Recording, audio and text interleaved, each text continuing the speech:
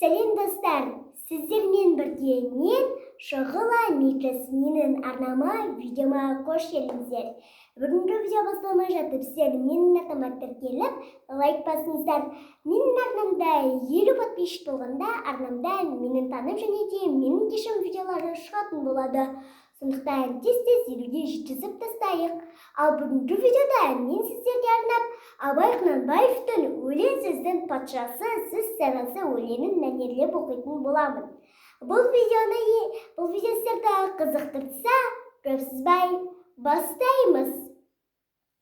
Өлең сөздің патшасы, сөз сарасы. Авторы Абай Құнанбаев.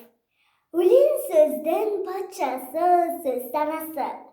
Қиыннан қиыстырар ерданасы, тілге жеңіл, жүрекке жылы тиіп, теп-тегіс жұмыр келсін айналасы. Бөтен сөзбен былғанса сөз арасы, ол ақынның білімсіз бишарасы. Айтушы мен тыңдаушы көбін адам, бұл жұрттың сөз танымас бір парасы. Әуелі аят хадис сөздің басы, қосарлы бәйет келді мұна арасы.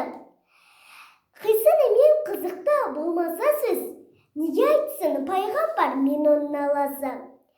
Мешіттің құтпа оқыған ғұламасы, мінәжат ғалымдардың сарналасы. Бір сөзіне қиыстырар, әрбірі келгенше өз шамасы.